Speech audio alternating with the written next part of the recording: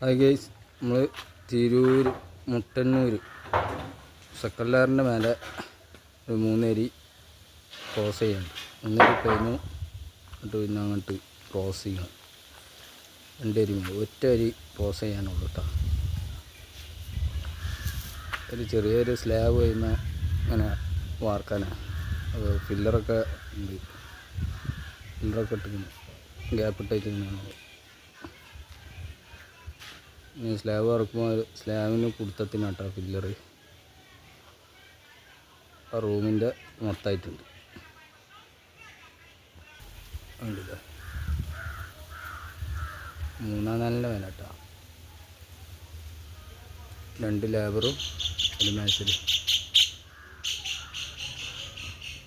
നമുക്ക് കട്ടിൻ്റെ ടേബിളും അടുപ്പ് സ്ലാബും കെട്ടാണ്ട്. പിന്നെ അവിടെ ഉണ്ട് വരപ്പറ്റിയൊക്കെ ഉണ്ട്, കുറേ പണികളുണ്ട്. മേലെ ഒറ്റരിയൊക്കെ ഉണ്ട്. ഇതിൻ്റെ മേലൊക്കെ കട്ടിൻ്റെ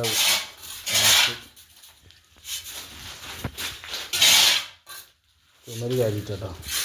2 ഒരു കെട്ടി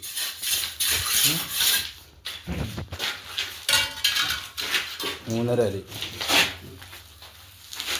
സ്ലാബൊക്കെ വരുമ്പോൾ കറക്റ്റാവും ഏകദേശം. അതിൽ ഫ്ലോറൊക്കെ വരുമ്പോൾ ആയിട്ട് കണക്കാവും കേട്ടോ. അങ്ങനെയൊക്കെ അവിടെ അടുപ്പ് സ്ലാബ് കിട്ടാണ്ട് കട്ടയാണ്, 5 അരിൻ്റെ കട്ടായിട്ടാണ് നമ്മൾ കിട്ടുന്നത്.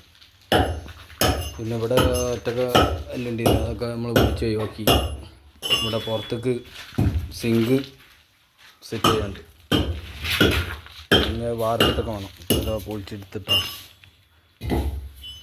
ഇനി ഇത് വാർത്തിട്ട് സിങ്കിൻ്റെ മേലാക്കി കട്ടിലിനൊക്കെ കുട്ടിപ്പൊടുത്തായിട്ട് 5 ഇഞ്ചിൻ്റെ കട്ട അങ്ങോട്ട് കയറാണ്ട്.